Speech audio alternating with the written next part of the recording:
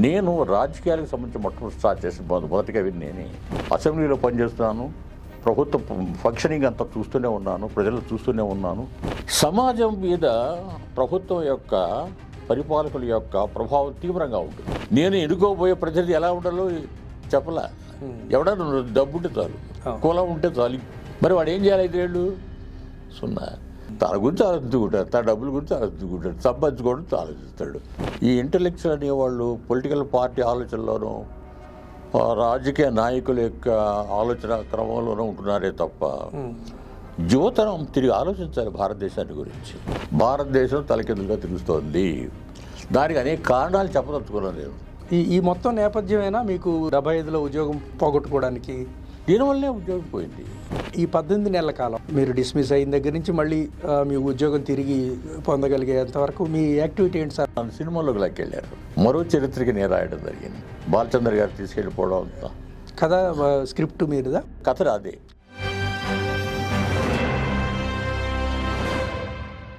ప్రముఖ కవి, కథకులు, సాహితీవేత్త నగనముని గారు ఈరోజు మనతో ఉన్నారు. వారిని అడిగి వారి సాహిత్య ప్రస్థానం గురించి కొన్ని విశేషాలు తెలుసుకుందాం. నమస్కారం నగనముని గారు, 3TVకి స్వాగతం. నమస్కారం అండి. నగనముని గారుగా మీరు అవతరించడానికి ముందు మానేపల్లి హృషికేశ్వరరావుగా మీ జీవితం ఎక్కడ ప్రారంభమైంది? నేను కవిగా, రచయితగా రాయాలని కానీ, పేరు తెచ్చుకోవాలని కానీ, ఆ రకంగా ఆ ప్రయాణం చేయాలి ఆ రకంగా అనే ఉద్దేశంతో నేను ఏనాడూ లేను. ఒక రచయితగా, కవిగా, రచయితగా ఏదన్నా అనుకోవచ్చు దాన్ని, అది వేరే విషయం. కానీ అటువైపు వెళ్ళాలంటే ఆలోచన అసలు లేనే లేదు. అయితే నాకు మిత్రుడు ఉండేవాడు మురళీధర్ రావు అని. ఆ మురళీధర్ ఆ రోజుల్లో యాబిట్స్లో లా కాలేజీ ఉండేది. ప్రతి నెల మొదటి ఆదివారం నాడు కొంతమంది రచయితలందరూ కూడా కలుసుకుంటూ ఉండేవారు. అతను నాకు మంచి మిత్రుడు అవ్వడం వలన నన్ను కూడా ఆహ్వానించి మీరు ఎట్టయినా చదవాలి అంటే నేను చెప్పాను, నేను రచయితను కాదు, కవిని కాదు, కవి కావాలని కూడా అనుకోవటం లేదు. నేను దయచేసి నన్ను అడగవద్దు, మీరందరూ కలవండి, తప్పకుండా నేను వింటాను అంటే లేదు ఎట్టయినా సరే తప్పకుండా రాయాలి, చెప్పాలి. ఒక మాటలో చెప్పాలంటే నా మీద చాలా ఒత్తిడి తీసుకొచ్చాడు అతను. అప్పుడు నేను ఒక కవిత్వం రాసి ఆ సమావేశంలో పాల్గొన్నది అతని కోసమని. ఎవరైతే అడిగితే పనిచేయడం అనేటువంటిది, రాయడం అనేది అలవాటు నాకు మొదటి నుంచి కొంత ఉంది. అందువల్ల నా అంతటి నేను పూనుకొని రాసేవి బహు తక్కువ. కానీ మీకు అభిరుచి ఉంది అనడానికి తార్కాణాలు ఉన్నాయి. మీ నాన్నగారు కవిగా పేరు తెచ్చుకున్నారు. మీకు కవిత్వం పట్ల, సాహిత్యం పట్ల ఒక ప్రేమ, అక్షరం పట్ల ఒక ఆరాధన ఉండడానికి ఆస్కారం ఉంది బాల్యం నుంచి కూడా ఉంది. దానికంటే కూడా చాలామంది రచయితలు ఉన్నారు, గొప్ప రచనలు మన ముందున్నాయి, అవి చదువుకోవచ్చు కదా అని అనుకునేవాడు. నేను అవ్వాలని మాత్రం ఆలోచన మాత్రం ఉండేది కాదు. మీరు కవిత్వం రాయడానికి ముందు మీ అభిమాన కవులు కానీ, రచయితలు కానీ ఎవరు ఉండేవారు సార్? నాకు యాక్చువల్గా మొదటి నుంచే కూడా శ్రీశ్రీ, చలంగారు అట్లా దృష్టిలో పెట్టుకున్నాడు. చాలా మంది రచనలు నాకు ఒకళ్ళు కాదు, ఊరికే 2 పేర్లే చెప్పాను. కానీ అందరి విద్యార్థుల్లాగే మీ విద్యార్థి దశలో శ్రీశ్రీ ప్రభావం, చలంగారి ప్రభావం తప్పకుండా ఉంది. ప్రభావం అని కూడా వాళ్ళని నేను చదివేవాడిని. అంతకంటే ముఖ్యంగా ఏంటంటే అసలు మనం ఏమిటనే ఆలోచనలో ఉండేవాడు నేను. చలంగారి కానీ, శ్రీశ్రీ కానీ 1947కు ముందు వాళ్ళందరూ కూడా. నేను ఎలా ఆలోచిస్తానంటే ఒక 47 వరకు మనకు స్వాతంత్రం రాకముందు ఒక పద్ధతి, 47 తర్వాత మనం ఏమిటి అనే ఆలోచన కూడా ఒకటి. స్వీయంగా మన గురించి ఆలోచించే పద్ధతి దృష్టిలో పెట్టుకుని ఆలోచన కూడా జరుగుతూ ఉండేది. మారిన రాజకీయ పరిస్థితులు ఉండేవి. అలా ఉంటున్న సందర్భంలో ఈ మురళీధర్ నేతను చాలా ఒత్తిడి తీసుకురావడంతో నేను రాయడం జరిగింది. ఆ రాసినటువంటి మొట్టమొదటి కవిత తెలుగు స్వతంత్రంలో వచ్చింది. గోరా శాస్త్రి గారు ఎడిటర్, ఆయన వేశారు దాన్ని. అది వేసిన తర్వాత అక్కడి నుంచి నన్ను మురళీధరే అడుగుతూ ఉండడం, తర్వాత మిత్రులు అడుగుతూ ఉండడం, అట్లా మళ్ళీ రాయడం మొదలుపెట్టి అది అలవాటు అయిన తర్వాత అప్పటి నుంచి ఉదయించిన ఉదయాల వరకు ఎంతకాలం పట్టిందండి. యాక్చువల్లీ నేను వెంటనే వేయలేదు. 57 నవంబర్ తెలుగు స్వాతంత్రం నా మొదటి కవిత వచ్చింది. అది అయిపోయిన తర్వాత నీకు 1962లో పుస్తకాలు తీసుకొచ్చాను నేను. మొదటి కవితా సంపుటం వేసే నాటికి మీకున్న ఇక్కడ కవిమిత్రులు ఎవరెవరు ఉన్నారు? వాళ్ళు ఏ స్థాయిలో మీకు సహకారం లేదా మీపై ప్రభావం చూపించేవారు? ఒక రకంగా చెప్పాలంటే నేను మన ఆంధ్రప్రదేశ్ శాసనసభలో నేను ఉద్యోగిగా ఉండేవాడిని. సర్వీస్ కమిషన్ వాళ్ళు నన్ను సెలెక్ట్ చేశారు. సో ఆ రకంగా నేను అతి చిన్నతనంలోనే నా 18వ ఏటనే నేను శాసనసభలో ఉద్యోగిగా చేరడం జరిగింది. అయితే విషయం ఏంటంటే ఇందులో ఎప్పుడైతే మురళీధర్ నన్ను ఒత్తిడి తీసుకొచ్చి రాయించడం మొదలుపెట్టాడో నా మొదటి కవిత తెలుగు స్వతంత్రలో వచ్చింది. అది గోరా శాస్త్రి గారు చాలా చక్కటి ఎడిటర్, చాలా టేస్ట్ ఉన్నవాడు. ఒక రకంగా చెప్పాలంటే తెలుగు స్వతంత్రలో గనక రచన వచ్చిందంటే అది యోగ్యతాపత్రం లాంటిది, అది మామూలు విషయం కాదు. అది రెండో పేజీలోనే పోయం వచ్చేది. ఎప్పుడైతే నా పోయం వచ్చిందో అటెన్షన్ చాలామంది తిరగడం జరిగింది. అప్పుడు చేకూరు రామారావు వెంటనే నన్ను కలిశారు. ఎవరు మీరు, ఏమిటి మీరు, మీ పేరు ఏమిటి, మీరు అట్లా అది పెన్ నేమ్తో రాశాను. యాక్చువల్గా నేను సుధా అనే పేరుతో రాశాను. అది నా పేరు ఎవరికీ తెలియకూడదనే ఉద్దేశంలో కూడా ఉండేవాడు. చాలా ఎక్కడో ఉండాలి, అంతేగాని మనం ఏదో నేను ఇది గొప్ప అది ఇది ఈ పేరు రావాలనే ఉద్దేశంతో ఉండేది కాదు నాకు. కవిగా మీ మొదటి పెన్నేము సుధా, మొదటి కలం పేరు సుధా. సుధా రెండవ కలం పేరు అనుకోవచ్చు, రెండవ అవతారం అనుకోవచ్చు, నగనమూరి. అంతే. ఆ తర్వాత కథలు వచ్చిన దాంట్లో ఎంహెచ్ కేశవరావు కొన్నాళ్ళు వచ్చింది మీ అసలు పేరుతో. ఆ తర్వాత నేను కథలు రాశాను. యువలో వచ్చినాయి, కృష్ణాపత్రికలో వచ్చినాయి, భారతిలో వచ్చినాయి. చాలా చిన్నతనంలో నా మొట్టమొదటి కథ భారతి కూడా మళ్ళీ ఒక యోగ్యతా పత్రమే వచ్చింది. చాలా నాకు అందులో రావడం, అన్ని పత్రికల్లో, జ్యోతిలోను అన్ని పత్రికల్లోనూ రావడం జరిగింది. అయితే ఆ తరువాత 1957తో స్టార్ట్ అయినటువంటిది, అంటే నాకు అప్పుడు యాక్చువల్గా 17వ సంవత్సరం. అక్కడి నుంచి 1962 1920 మధ్యలో 4 ఏళ్ళు అనుకుందాం. అప్పుడప్పుడు వేద్దామనే పుస్తకాలు అనుకుంటూ మొత్తానికి చివరికి 1962 ప్రాంతాల్లో నేను ఉదయించిన ఉదయాలు తీసుకురావడం జరిగింది. ఈ ఉదయించిన ఉదయాలు దీంతో కాస్త బాగానే జరిగింది. అయితే ఇంతకంటే ముందు ముఖ్యమైన విషయం కూడా చెప్పాలి. అదేంటంటే 1958-59 మధ్యకాలంలో ఆల్ ఇండియా రేడియోలో మహానుభావులందరూ ఉండేవారు.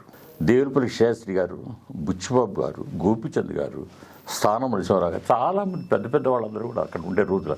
అదే ఒక ఆకాశంలో నక్షత్రాలన్నీ అక్కడ ఉండేవి. రావురి భరద్వాజ్ గారు అప్పుడు ఉన్నారా? అప్పుడు ఉన్నారు. వాళ్ళకు కూడా నైబర్సే, మామూలు ఆకాశవాణి పక్క బిల్డింగ్, అవును, అదే రోడ్డు అనుకుంటా. అట్లా జరిగింది. నేను ఒకసారి ఏం చేశానంటే, ఈ స్వతంత్రంలో నా పోయం రావడం, తర్వాత భారత్లో కథ రావడం దృష్టిలో పెట్టుకుని, భారత్లో కథ వచ్చిందంటే మరి మామూలు విషయం కాదు. అది మేఘరంజని అని చెప్పి కథ వచ్చింది. సో ఆ సందర్భంలో నేను ఆల్ ఇండియా రేడియో కూడా మనం ఎందుకు పోయం పంపించకూడదు అనే ఉద్దేశంతో నేను పంపించాను. వెంటనే దేవులపల్లి కృష్ణశాస్త్రి గారిని కాంటాక్ట్ చేశారు. చాలా సంతోషం. కృష్ణశాస్త్రి గారి దృష్టిలో చేసి ఆయన ఉదయించిన ఉదయం లాంగ్ పోయం, పెద్ద దీర్ఘ కవిత. అది ఆ కవితని నేను పోస్ట్ చేశాను అనమాట వాళ్ళకి. అది చదివి నాకు మనిషిని పంపించి అతను రమ్మను మనం వచ్చిన తర్వాత కూర్చోబెట్టి, చాలా బాగుంది ఇది, మనం బ్రాడ్కాస్ట్ చేద్దాం. అట్లా రేడియోకి నన్ను పరిచయం చేసిన వారు మొట్టమొదటి దేవులపల్లి కృష్ణశాస్త్రి గారు. చాలా గొప్ప విషయం అండి దేవులపల్లి కృష్ణశాస్త్రి. ఆయన నన్ను చాలా, ఒక రకంగా చెప్పాలంటే వయసులో నేను చాలా చిన్నవాడిని, ఆయన చాలా పెద్దవారు. తాతగారు మనవాళ్ళు లాంటిది మా ఇద్దరిది.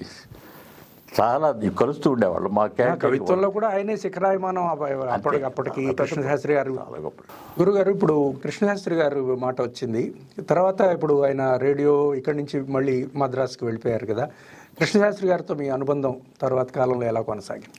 దేవులపల్లి కృష్ణశాస్త్రి గారు ఒక రకంగా చెప్పాలంటే నాకు మొట్టమొదటిసారి ఆకాశవాణికి పరిచయం చేసింది ఆయనే. నన్ను చాలా చాలా ఎంకరేజ్ చేసిన వాడు కూడా ఆయనే. ఎంతగా అంటే ఎన్నో కార్యక్రమాలు చెయ్యాలి నువ్వు అనే పద్ధతిలో ఆయన నన్ను, ఒక రకంగా చెప్పాలి, తాతగారు మనవాళ్ళు. ఆయన మీద జోకులు వేస్తుండేవాడిని. ఆయన చాలా రిసీవ్ చేసుకున్నారు చిరునవ్వుతో హాయిగా. అంటే తాతగారు మనవడో ఎట్లా మాట్లాడుకుంటారు, మా వయసులో మా తేడా అంత తేడా ప్రేమగా ఉండేది, చాలా ప్రేమగా ఉండేవాడు. ఎంతంటే చిన్న చాలా ఏళ్ళు అయిపోయిన తర్వాత, రిటైర్ అయిపోయిన తర్వాత, మద్రాసు వెళ్ళిపోయిన తర్వాత, నేను నా భార్య మద్రాసులో వేరే పని మీద వెళ్ళి హోటల్లో దిగాము. కృష్ణశాస్త్రి గారి కుమారుడు బుజ్జాయి మమ్మల్ని చూసి ఆయన చెప్పారు. వెంటనే రమణం అన్నాడంటే కారు పంపించారు. నేను నా భార్య అక్కడికి వెళ్ళాము. ఆయన గొంతు అప్పుడే పోతుంది. ఆయన దాదాపుగా రాస్తూ మాట్లాడుతూ ఉన్న టైం అనమాట. నీ మొగుడు గొప్ప కవి నీకు తెలుసా అని అడిగాడు ఆయన. నా భార్యని అడిగారు ఆయన. ఆవిడ నాకు ఆ సంగతి తెలియదండి, నా తిప్పలు పెడతాడు ఆయన అని చెప్పాలి. ఆవిడ జోగా ఆవిడేనది. అట్లా అనేక విషయాలు మాట్లాడుకున్నాం, సాహిత్యాల గురించి, ఏం జరుగుతోంది, ఎవరు అనేక విషయాలు మాట్లాడుతూ ఉండేవాళ్ళం. నేను కూడా జోకులు వేస్తుండే ఆయన మీద. అంటే ఎంత దగ్గర తనకు ఫీల్ అయ్యేవాళ్ళం అంటే మేము ఒక ఇంట్లో మనుషుల్లాగా ఉండేవాళ్ళం. బంధుత్వం కూడా కాదు, ఇంకా దగ్గర ఫీల్ అయ్యేవాళ్ళం మేము. సో వెనక్కి వెళ్ళినట్లయితే ఎప్పుడైతే నేను నాకు ఉదయించిన ఉదయాలంటే ముందు నేను పంపించాను రేడియోకి, ఆయన వెంటనే నాకు టెలిఫోన్ చేసి మనిషిని కూడా పంపించి అది తీసుకురా అని చెప్పి తీసుకొచ్చిన తర్వాత రికార్డ్ చేయించారు. అంటే he was the first man. మొట్టమొదటి నన్ను ఆకాశవాణికి పరిచయం చేసినట్టు దేవులపల్లి శాస్త్రి గారు. చాలా సంతోషం సార్. చాలా ఎంకరేజ్ చేసేవారు, అదొకటి. రెండో విషయం, ఇది ఎంకరేజ్ మామూలు విషయం, ఇతర ప్రోత్సాహం మామూలు విషయం కాదు.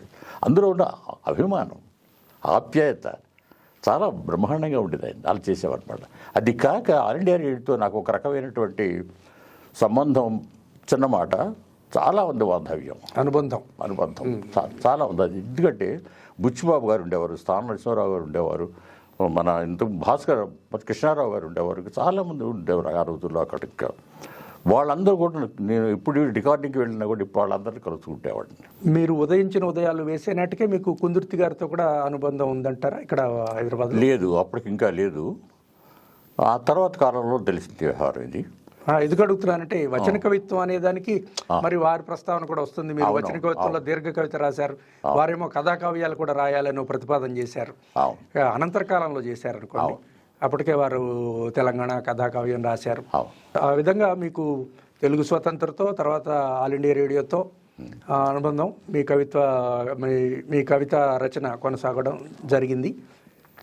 తర్వాత మీరు ఒక ప్రభుత్వ ఉద్యోగిగా ఉన్నారు.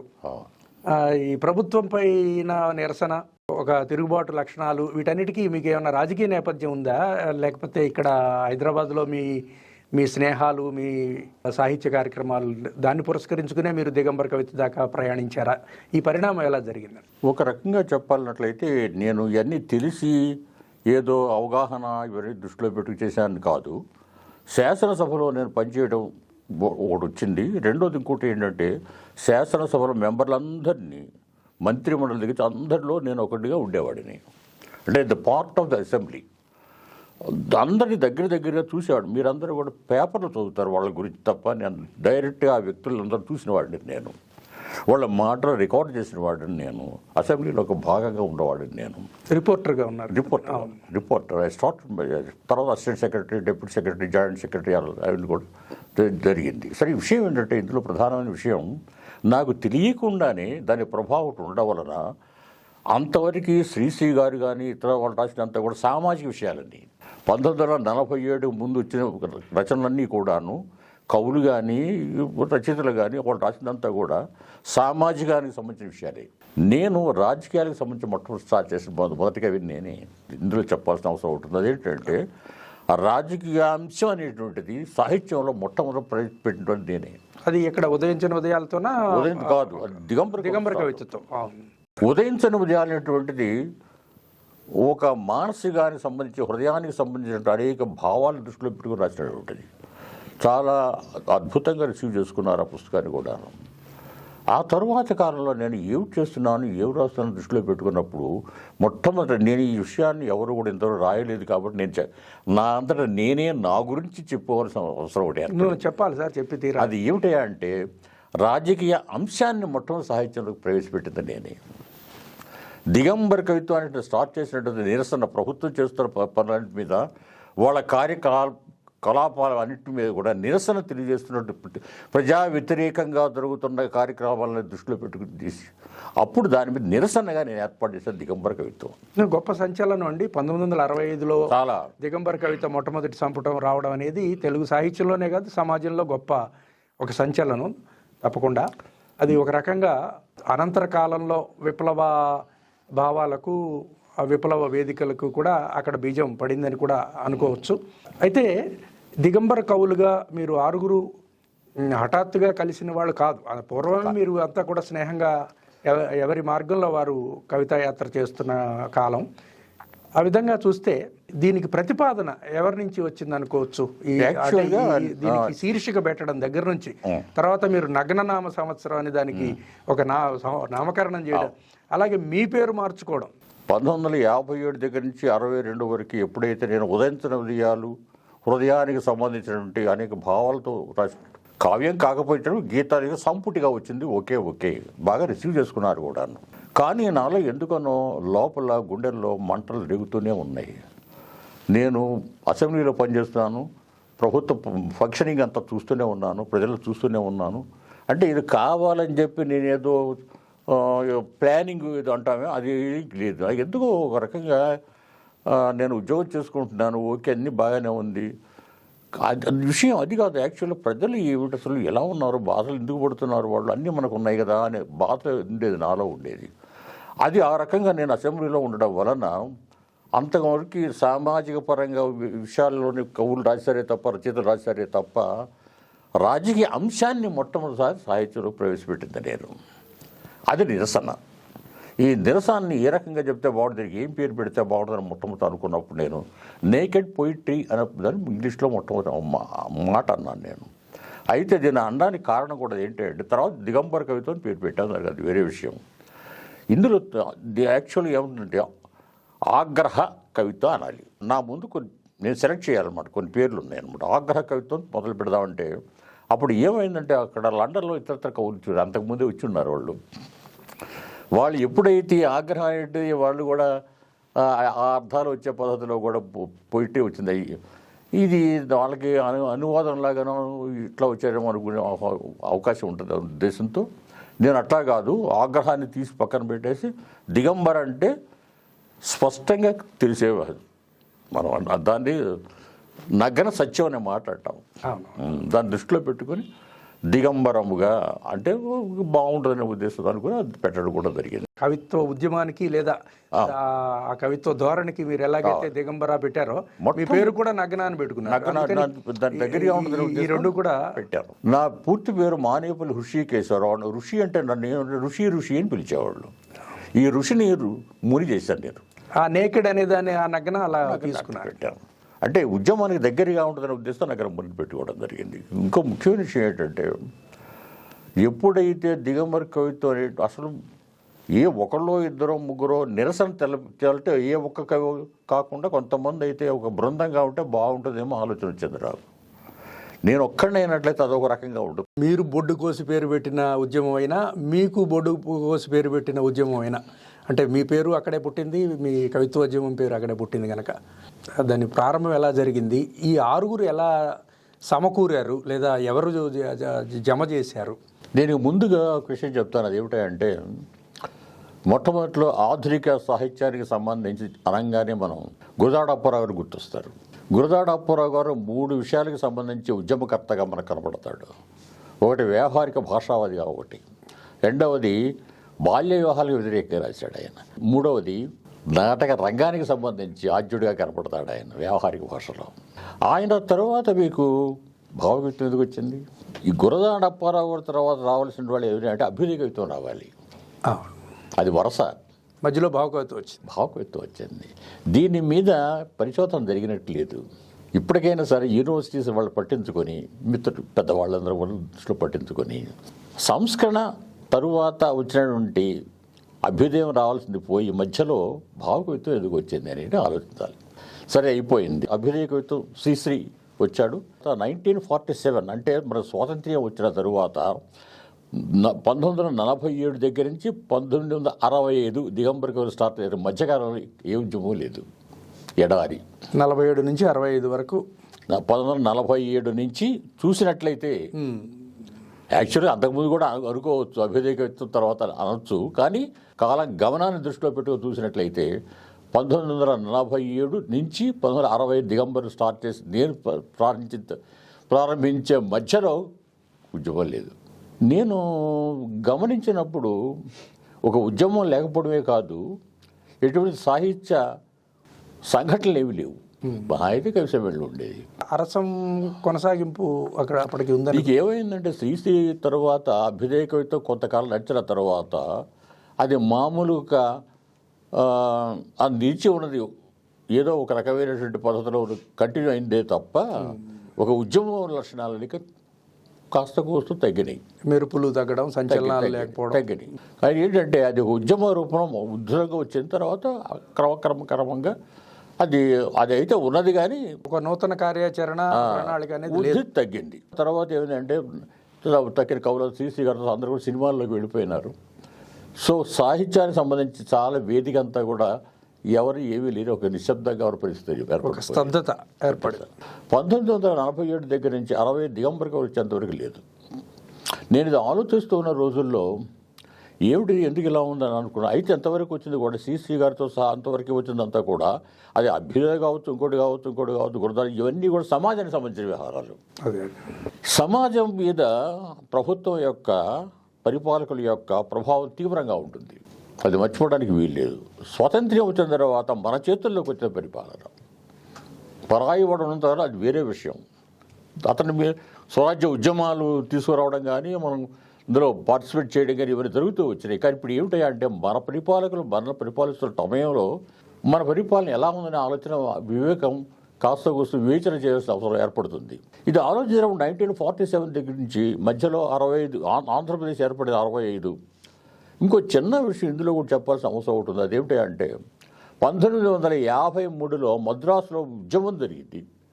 ఆంధ్రకు ఒక రాష్ట్రం ఏర్పడాలి అనే ఉద్దేశంతో దాదాపుగా 70-80 ఏళ్ళు ఒక ఉద్యమంలాగా తీసుకువచ్చి మద్రాసు నుంచి తమిళ దగ్గర నుంచి నాడు దగ్గర నుంచి మనం సాధించుకొని కర్నూలు రాజధానిగా ఏర్పాటు చేస్తాం, ప్రభుత్వాన్ని ఏర్పాటు చేస్తాం. ఎప్పుడు 1953లో.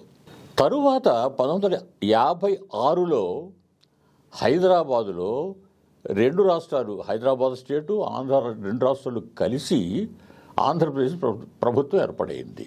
అంటే ఇక్కడ నా సమస్య ఎందుకు చెప్తున్నానంటే 53లో ఏర్పాటు చేసినట్టు కర్నూలు రాజధానిగా వచ్చినట్టు ఆంధ్ర ఉద్యమం వెనక మద్రాసులో ఉద్యమం స్టార్ట్ అయింది ఆంధ్రుల కోసం. ఇక్కడ భూస్వాములకు వ్యతిరేకంగా, నైజాంకు వ్యతిరేకంగా కమ్యూనిస్ట్ తీసుకొచ్చిన సాయుధ విప్లవం ఇక్కడ ఉంది. కానీ హైదరాబాద్ స్టేటును ఆంధ్ర స్టేటు 2 కలిసి ఒక స్టేట్గా ఏర్పడాలి ఉద్యమం లేదే. పెద్ద క్వశ్చన్ మార్క్ ఇది. దీనికి ఎవరు మాట్లాడట్లేదు. ఎవరి ప్రేరణతో ఏర్పడింది ఇది? ఆంధ్రప్రదేశ్ రాష్ట్రం ఎందుకు రావాల్సి వచ్చిన అవసరం వచ్చింది? ఆంధ్ర ఇక్కడికి రావాల్సిన అవసరం ఎందుకు వచ్చింది? తెలంగాణకు చెందినటువంటి వాసులందరూ కూడా ఎందుకు ఆహ్వానించడం కలిసి పనిచేసే పరిస్థితి ఏర్పడడం ఎందుకు వచ్చింది? ఆంధ్రప్రదేశ్ రాష్ట్రం ఏర్పడడం అనేది కూడా ఒక పెద్ద క్వశ్చన్ ఇది. దీని మీద సరైన సమాధానం ఏదో సమాధానం వచ్చే ఉన్నాము. కానీ అందరూ చెప్పేది భాషా ప్రయుక్త రాష్ట్రం. ఆయన భాషా ప్రయుక్తం ఆంధ్ర రాష్ట్రమే కదా. వీటి భాషా ప్రయుక్త రాష్ట్రాలు 4 ఉండొచ్చు కదా, హిందీలో లేవా? ఈ ప్రశ్న కూడా వచ్చింది. హిందీ బెల్ట్ బీహార్ కావచ్చు, ఉత్తరప్రదేశ్ కావచ్చు, ఇంకోటి కావచ్చు, హిందీ భాష సంబంధించి అనేక రాష్ట్రాలు ఉన్నాయి. లోకల్గా ఉండే భాషలు ఇతర విషయాలు ఉన్నప్పటికీ కూడా ఒక రకంగా చూసినట్లయితే మొత్తం హిందీ దృష్టిలో పెట్టుకొచ్చినటువంటి రాష్ట్రాలు చాలా ఉన్నాయి. బట్ 2 రాష్ట్రాలు అంటే 3 రాష్ట్రాలు ఉండొచ్చు కదా. ఎన్ని రాష్ట్రాలు ఉండొచ్చు? ఇంకా తెలుగు వాళ్ళ గొప్పతనం కూడా ఉంది కదా. అది ఎన్ని రాష్ట్రాలు ఉండొచ్చు అనే చైతన్యం ఇప్పుడు వచ్చింది. అప్పుడు ఒకటే రాష్ట్రం ఉండాలన్న ఆకాంక్ష, భాషా ప్రయుక్త రాష్ట్రం పేరు కోసం అంతకంటే మరే లేదు, ఏర్పడింది. కానీ ఉద్యమం లేదంటున్నారు ఇక్కడ. ఆంధ్రప్రదేశ్ ఏర్పడడం కోసం 2 రాష్ట్రాలు కలపాలనే ఉద్దేశంలో ఉద్యమం లేదు. సరే, అయిపోయింది. సరే, నేను వచ్చే పరిస్థితి 1947 దగ్గర నుంచి చూసినట్లయితే 1956 ఆంధ్రప్రదేశ్ ఏర్పడే మధ్యకాలంలో ఏడాది సాహిత్యపరంగా సంఘటనలు లేవు. నేను ఆలోచిస్తూ వాళ్ళు ఏమిటి ఇంత ఇదిగా ఉంది ఏంటో అనే ఉద్దేశంతో సరే నా ఆలోచనలన్నీ కూడా నేను అసెంబ్లీలో శాసనసభలో పనిచేస్తూ ఉండడం వల్ల బహుశా నా దృష్టి అంతా కూడా రాజ్య పాలన మీద నా దృష్టి ఉండేది అనుకుంటారు. అంతవరకు కూడా సామాజిక విషయాలే, పాలనకు సంబంధించి, ప్రభుత్వానికి సంబంధించి, రాజ్య పాలన గురించి మాత్రం కానే కాదు.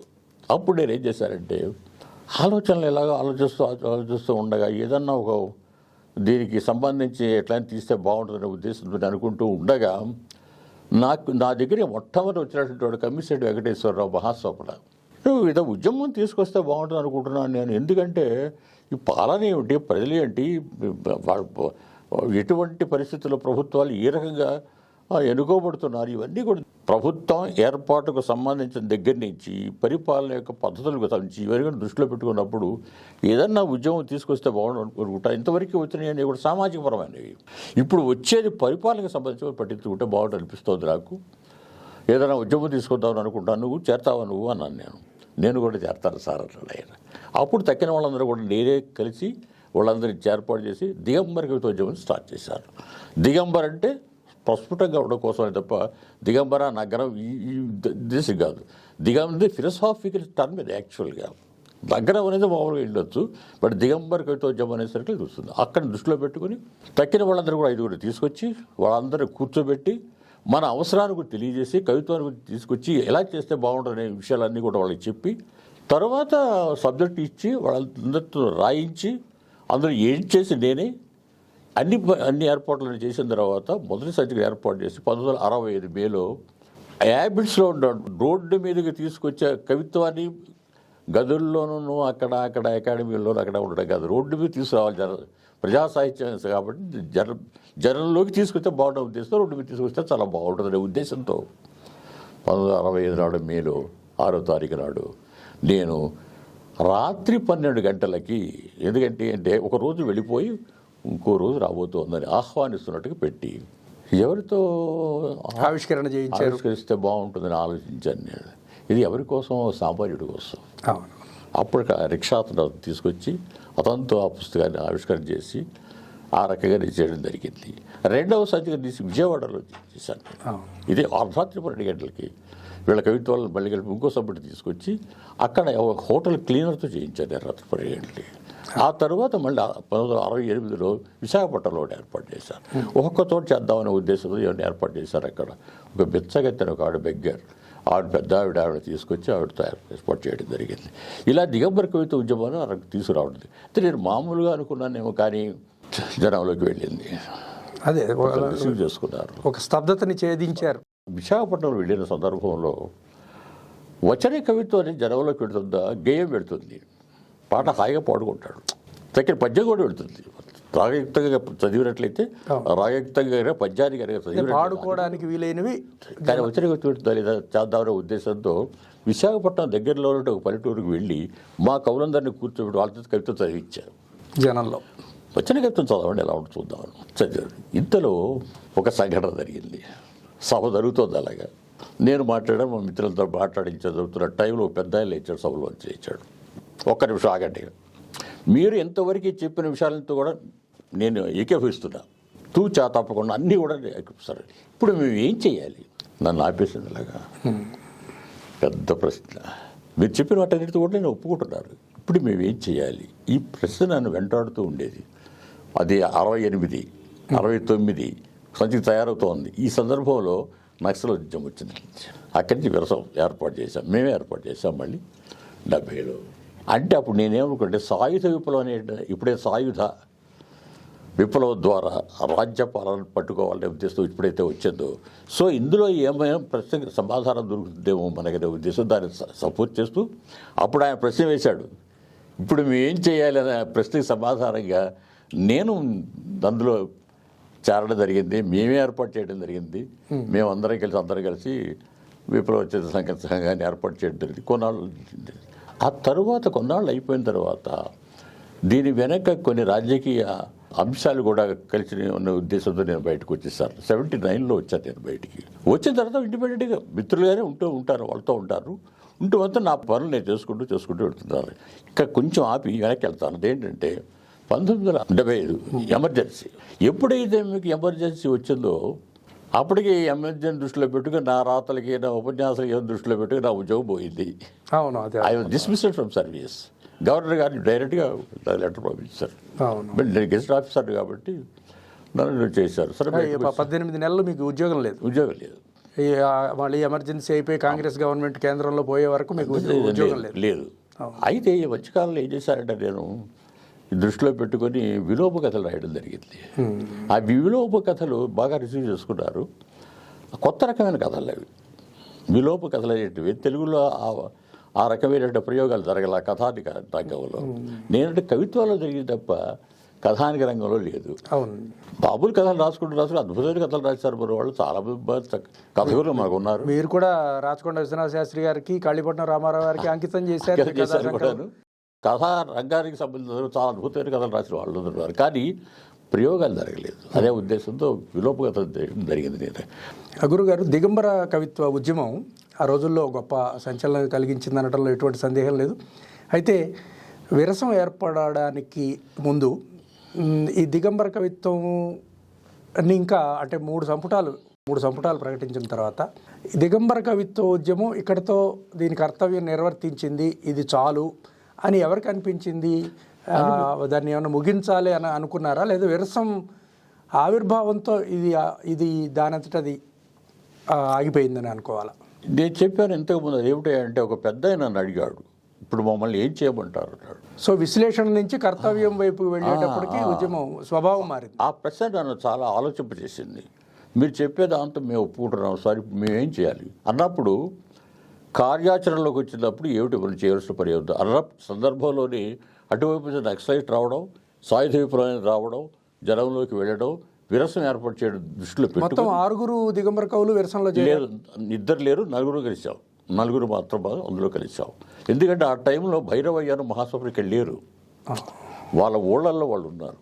ఆ సమయంలో వాళ్ళు రాకపోవడంతో వాళ్ళు జారలేదు, దానికి వదిలేసాం. ఎందుకు ఎప్పుడైతే నేను విరసాలు ఏర్పాటు చేయడానికి దాంట్లో ఉండడంతో ఇక దిగంబర కవిత్వం అంతా ఆగినట్టే ఆ ఉద్యమం. సో తగినంతా కూడా ఎవరు అభిప్రాయాలు వాళ్ళకి ఉండవచ్చును, ఎవరి పద్ధతిలో వాళ్ళు ముందుకు వెళ్ళవచ్చు అనే ఉద్దేశంతో నేను దాంతో ఆపాను. నేను మాత్రం విరసంలో ఏర్పాటు చేయడానికి కూడా నేను అక్కడే ఉన్నారు. శ్రీశ్రీ గారు కూడా మా దగ్గరే ఉన్నారు. ఆయన అధ్యక్షులు కదా, నేనే చేశాను. నేను యాక్చువల్ ప్రపోజ్ చేశాను శ్రీశ్రీ గారు, నేనే ప్రపోజ్ చేశాను. ఆయన శ్రీశ్రీ గారు కూడా. కథా రచనకు సంబంధించి మీకు కవిత్వానికి ముందు నుంచి ప్రేరణ ఉందా, లేకపోతే మీరు ముందు పేర్కొన్నటువంటి ఇప్పుడు రావిశాస్త్రి గారు, కాళీపట్నం గారు అలాంటి వాళ్ళ ప్రేరణ ఎలా అనుకోవాలి? మీ కథలు ఎలా మొదలుపెట్టారు? నా మొట్టమొదటి కథ భారతిలో వచ్చింది 1961. 62లోని ఉదయించిన ఉదయాలు వచ్చింది. 61కి అప్పటికే భారత్లో నా కథలు రావడం మొదలుపెట్టింది. సరే, ఇందులో ఇంకొక విషయం చెప్పాల్సిన అవసరం ఉంది. అదేంటంటే వచన కవిత్వానికి సంబంధించి మాట్లాడతారు, ఇతర రాజకీయాల గురించి, ఇతర సంఘటనల గురించి సాహిత్యాలు మాట్లాడారు. సరే, ఇక్కడ తప్పకుండా సార్ వచన కవిత్వం చెప్పినట్టే అప్పటి వరకు రంగంలో ఉన్నవాడు కుదురుతా ఆంజనేయులు గారు వచన కవిత్వాన్ని ఒక ఉద్యమంగా ముందుకు తీసుకెళ్తున్నాడు. ఆయన బ్రహ్మాండంగా తీసుకెళ్తున్నాడు. ఆయన వచన కవిత్వానికి సంబంధించి చేసిన సేవ తక్కువది కాదు, చాలా బ్రహ్మాండంగా కృషి చేశాడు. అయితే వచన కవిత్వంలో అంత తీవ్రత లేదు. అది ఎలాంటిదంటే ఒక రకంగా చెప్పాలన్నట్లయితే అభ్యుదయ కవిత్వానికి సంబంధించినటువంటి కంటిన్యూషనే, కొనసాగింపే కుదురుతా ఆంజనేయులు గారిది. అభ్యుదయ కవిత్వం అప్పటికే అయిపోయింది. అవును, వారు కూడా నయాగర కవుల నుంచి అరసం కవులు, అభ్యుదయ కవిత్వం అయిపోయింది వాళ్ళందరూ కూడా. సో ఎప్పుడైతే నీకు ఆ తీవ్రత చెప్పవలసిన విషయాలు చెప్పేశారు కాబట్టి అప్పుడు అయిపోయింది వ్యవహారం. ఇది అందుకని వచన కవిత్వం స్తబ్దుగా ఉండిపోయిన సందర్భంలో దాంట్లో తీవ్రత లేదు. ఎప్పుడైతే దిగంబర కవులకి విషయం ఉంది కాబట్టి వేడికి ఒక తుపాకీ ఇలా చేయాల్సిన అవసరం ఉందనే ఉద్దేశంతో తీవ్రత జరిగింది. సో దిగంబర కవిత్వం అంటే వచన కవిత్వమే, కానీ మామూలు కాదు.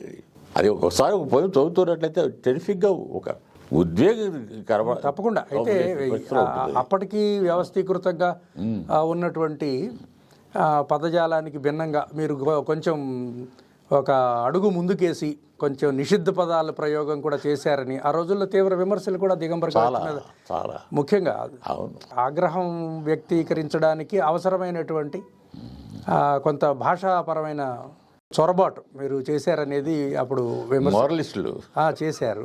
అది అంటే మీరు పెద్దవాళ్ళ నుంచి సహజంగా వచ్చే విమర్శగానే భావించారా? నేను విమర్శలు ఎప్పుడు పట్టించుకునేవాడు కాదు. ఎందుకంటే డెఫినెట్గా మనతో ఎక్కిపోతున్న వాడు ఎప్పుడు విమర్శ ఎప్పుడు ఉంటుంది, అది పట్టించుకు కూర్చుంటే లాభం లేదు. ఇప్పుడు ఉదాహరణకి నన్ను ఒక ఆయన అడిగాడు, ఎవరో కాదు కుదురుతా ఆంజనేయులు గారు నాతో ఏమన్నారంటే, రాత్రి 12 గంటలకి హ్యాబిట్స్లో నువ్వు పుస్తకాన్ని ఆవిష్కరణ చేసావు రిక్షావాడితో, ఇదంతా కూడా ప్రచారం కోసం చేసే వ్యవహారం, ప్రచారం కోసం అన్నాడు ఆయన. అంటే నేను ఏం పర్వాలేదండి, మీరు అందరూ నాకేం అభ్యంతరం ఏం లేదు, కానీ మీరు కూడా అలాగే చేయండి అన్నాను. మీరు రెడీగా ఉన్నాం, మేము వస్తాం, మీ పుస్తకాన్ని రేపు హ్యాబిట్స్లో రోడ్డు మీద చేయండి అంటే అది కాదు సాహిత్యం ప్రజల కోసం, ప్రజలు రోడ్డు మీదకి రావాలి, మీరు ఎక్కడో గదుల్లో కూర్చో వాళ్ళని చూడ కాదట్లేదు, ఓకే, కానీ అట్ ది సేమ్ టైం ఆ కాంట్రిబ్యూషన్ సరిపోదు అని మీరు చెప్పదు. అది కాదు అసలు తీవ్ర ఏది అసలు విషయం ఏది, పాత విషయం కంటిన్యూషన్ మీరు చేసేది అభేద కవిత్వాన్ని యొక్క కొనసాగింపు మాత్రమే. అది తర్వాత ఏంటి, ఈ తర్వాత ఏమిటో ప్రశ్న మనం వేసుకోకపోయినా మనం ఏమీ చేయలేము. ఆ రోజున గోదావరి దగ్గర నుంచి ఎవరు చూసినట్లయితే నేను చెప్పాను, ఆయన టక జరుగు వెళ్ళిపోతున్నారు అని ఆయన చెప్పడం జరిగింది. ఆయన అనుకో అనేవాడు. విప్లవ రచయితల సంఘం స్థాపించిన తర్వాత మీరు ఎంతకాలం పనిచేశారండి అందులో? నేను 9 ఏళ్ళు ఉన్నాను. ఎందుకంటే మనకు మధ్యలో ఎమర్జెన్సీ వచ్చింది. అవును. ఎమర్జెన్సీ జరుగుతూ ఉండగా విరసానికి లోంచి బయటికి రావడం నాకు ఇష్టం లేదు. కష్ట సమయంలో ఉండగా ఒక సంవత్సరంలోంచి బయటికి రావడం చాలా అనవసరం. అది ఉన్నది అంతా అయిపోయిన తర్వాత వాళ్ళు మామూలు రోజులు వచ్చిన తర్వాత అప్పుడు నేను రిజైన్ చేశాను. రిజైన్ చేయడానికి కాదు, విభేదించడానికి కాదు, సొంతంగా ఆలోచించుకోవడానికి, కొత్త సిద్ధాంతాన్ని ఏదైనా చేయడానికి అవకాశం ఉంటుందన్న ఉద్దేశం. ఎందుకంటే 1947 తర్వాత ప్రజాస్వామ్యంలోకి వచ్చాం మనం. మంచి చెడు పక్కన పడేద్దాం, ముందు ప్రజాస్వామ్యంలో ఉంటాం. ప్రజాస్వామ్యంలో ఉన్నప్పుడు సాహిత్యం ఎంతవరకు వచ్చేస్తుంది అది. ఇప్పుడు విరసంలోంచి మీరు, జ్వాలాముఖి గారు, నిఖిలేశ్వర్ గారు ఒకసారి బయటకు వచ్చారా? వాళ్ళు వేరే వాటిలోకి వెళ్ళారు. నేను మాత్రం అక్కడే ఉన్నాను. అసోసియేషన్ ఉంది, నేను మాత్రం మామూలుగానే ఉన్నాను. అట్లా కంటిన్యూ అవుతుంది అంతే. అంటే విభేదించనే కాదు, నేను సొంతంగా ఆలోచనలతో పరిశోధనా కేంద్రం ఒకటి ఏర్పాటు చేసి చాలామంది ఉపన్యాసాలు ఇప్పించారు. అది అందులో ఉన్నట్లయితే నాకు అవకాశం ఉండే అవకాశం లేదు. ఒక సంస్థలో మీరు ఉన్నప్పుడు ఆ సంస్థ యొక్క పర్మిషన్ తీసుకున్న తర్వాత కానీ మీరు బయట బాగుండదు. అందుకని అందుకోసం అని చెప్పి మాత్రమే రిజైన్ అన్నానే తప్ప మరి ఏం లేదు. విరసం సభ్యులుగా ఉండగానే మీరు తూర్పు గాలి ప్రకటించారు. వేశారు 1972లో. అవును, 73, 72 ప్రాంతాలు వచ్చాయి. తర్వాత మీ విలోమ కథలు కూడా అప్పుడు వచ్చాయి. అవును. సో నేనేం చేశాను, బయటకు వచ్చిన తర్వాత ప్రజాస్వామ్య పరిశోధన కేంద్రం అని ఏర్పాటు చేశాను. చాలామంది నేను ఉపన్యాసాలు ఇప్పించాను. ఏమిటంటే ప్రజాస్వామ్యం అని చాలా లూజుగా భారతదేశంలో వాడుతున్న పదాల్లో ప్రజాస్వామ్యం ఒకటి. ఈ ప్రజాస్వామ్యం అంటే ఏమిటి దయచేసి చెప్పడానికి చాలామంది నేను ఏర్పాటు చేసి పెట్టాను అనమాట. ఒక వేదికని ఏర్పాటు చేశాను. సో అలాగే ఒక సంవత్సరం అంతా కూడా నేను ఉపన్యాసాలు పిలిచి పని చేసుకుంటూ వెళ్ళాను అనమాట. ఇది సంగతి. సో ఈ విషయం ఇంతగా ఏంటంటే భారతదేశం తలకిందులుగా నడుస్తుందని అనిపించింది నాకు. విలోమం అన్నారు. విలోమ కథలు ఎప్పుడైతే రాసిన తర్వాత అందులో కూడా ఎలా సబ్సైడ్ అవుట్, ఏ రకంగా తలకిందులుగా నడుస్తున్న విషయాలు కథలు ఉన్నాయో అదే పద్ధతి సిద్ధాంతంగా డెవలప్ చేద్దామని ఉద్దేశిస్తూ ఉన్నాను నేను. భారతదేశం తలకిందులుగా తిరుగుతోంది, దానికి అనేక కారణాలు చెప్పదలుచుకున్నాను నేను. ఈ మొత్తం నేపథ్యమైనా మీకు, మీరు 75లో ఉద్యోగం పోగొట్టుకోవడానికి మీ యాక్టివిటీ ఎంత కారణమైందా? దీనివల్లనే ఉద్యోగం పోయింది. ఈ 18 నెలల కాలం అంటే మీరు డిస్మిస్ అయిన దగ్గర నుంచి మళ్ళీ మీ ఉద్యోగం తిరిగి పొందగలిగేంత వరకు మీ యాక్టివిటీ ఏంటి సార్? రచనలే చేశారా? యాక్చువల్గా నేను పెద్దగా సంపాదన తక్కువే, ఏదో బండి నడుస్తూ ఉండేది. అంతకంటే ముఖ్యంగా నన్ను సినిమాల్లోకి లాక్కెళ్ళారు. అది చెప్పండి సార్. సినిమాల్లోకి ఎప్పుడేదో లాక్కెళ్ళి మరో చరిత్రకి నేను రాయడం జరిగింది. బాలచంద్ర గారు తీసుకెళ్ళిపోవడం కథ స్క్రిప్ట్ మీరుదా? నేను కథ అదే కథ మీద మరో చరిత్ర కథ. పేరే మీ పేరు వేయకుండా పేరు ఎక్కర్లేదు, ఊరికే వాళ్ళు అడిగారు కాబట్టి రాసి పెట్టారు ఉద్దేశంతో. నేను మీకు సినిమా రంగ ప్రవేశం ఎలా? దానికి కారణం ఏమిటంటే యాక్చువల్గా 1974, 75 ప్రాంతాల్లో నాటక రంగానికి చెందినటువంటి ఏఆర్ కృష్ణ గారు నన్ను అడిగారు, మీరు ఎట్లయినా సరే మీరు ఉన్నవ లక్ష్మీనారాయణ గారి మాలపల్లి నవలని నాటకంగా రాసి పెట్టండి అని చెప్పి. ఏఆర్ కృష్ణ గారు పలుమార్లు ప్రదర్శించిన నాటకీకరణ మీదే. అదే.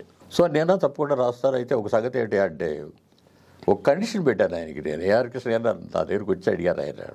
ఇప్పుడు నేను ఏం అడిగానంటే, నేను రాస్తానండి, ఆ మహానుభావుడు చాలా పెద్ద నవల కూడా అది, మొట్టమొదటి వ్యావహారిక నవల అది, ఉన్నవ లక్ష్మీనారాయణ బృహన్ నవల అది. అయితే మీరు సాధారణంగా నేను నాటకంగా రాయడానికి ప్రయత్నం చేస్తారు, మీరు ఏం చేస్తారంటే ఒక 15 రోజులు 20 రోజులు రిహార్సల్స్ చేసేసి 1, 2 ప్రదర్శన ఇచ్చేసి ఊరుకుంటారు.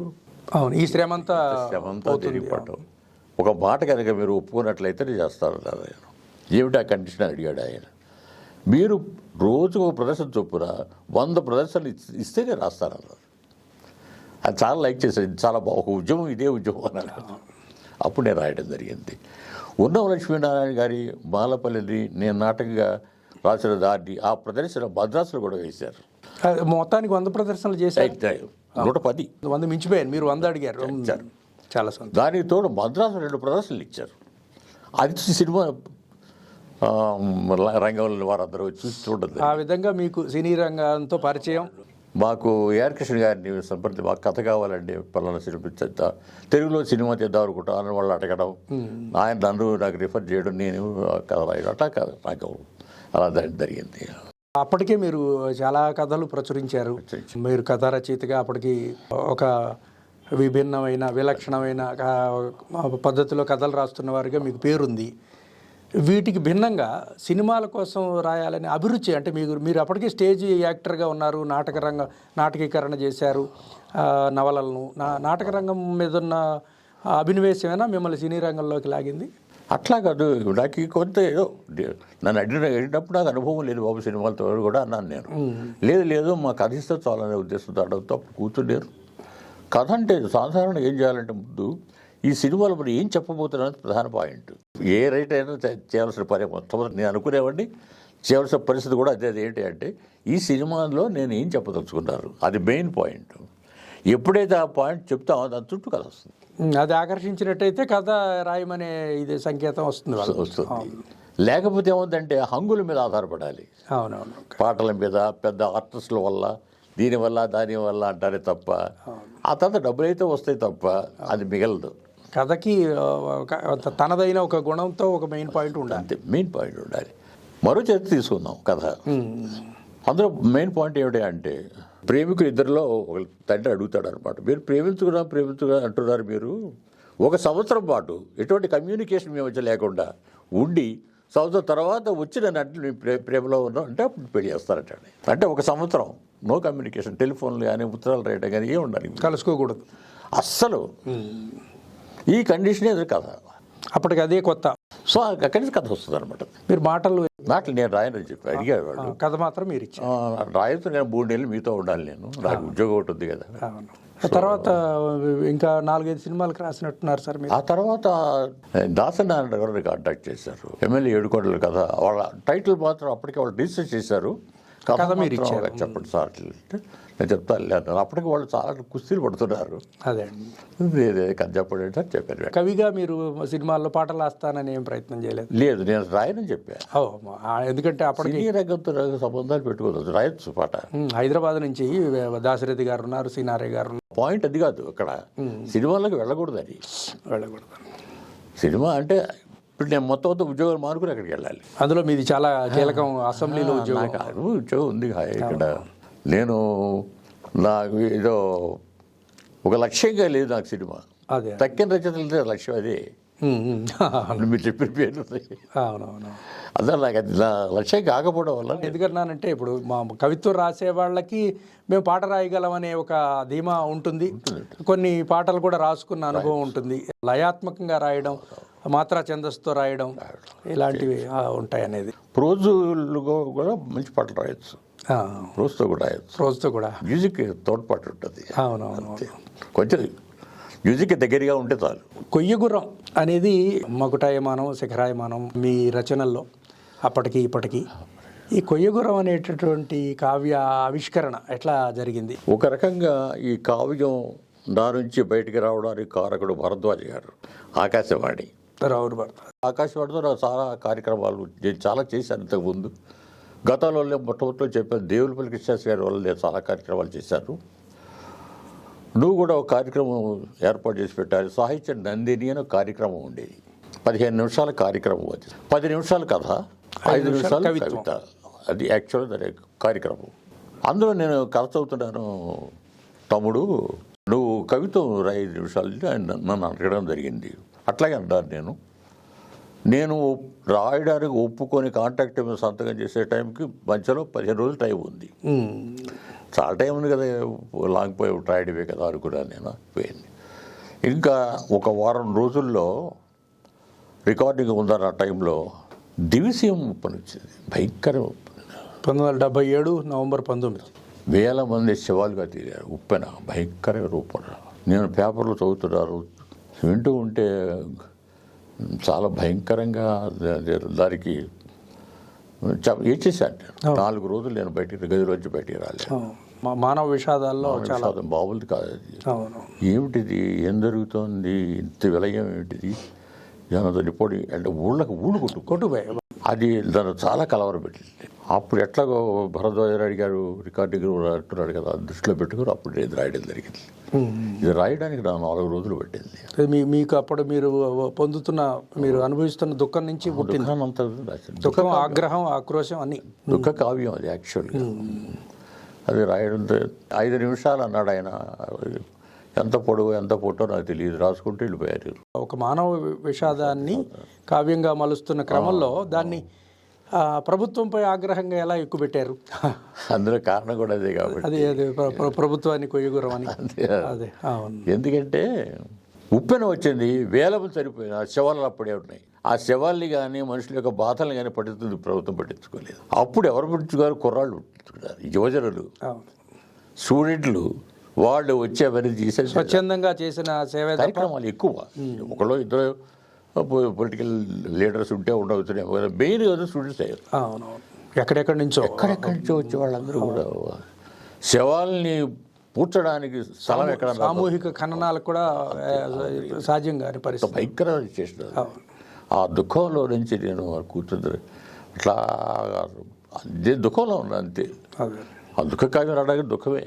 అది ఎంతవరకు వెళ్ళిందంటే ఫిలాసఫీలోకి వెళ్ళిపోయింది. ఆ ఫిలాసఫీ స్టార్ట్ అయ్యి అక్కడెక్కడికో వెళ్ళిపోతూ ఉంటారు. వాడు ఏమిటి కొయ్యగురాన్ని తగలబెట్టడానికి ఇంధనం కనిపెడతాన్నారు. మీరు ఎలా కనిపెట్టారా?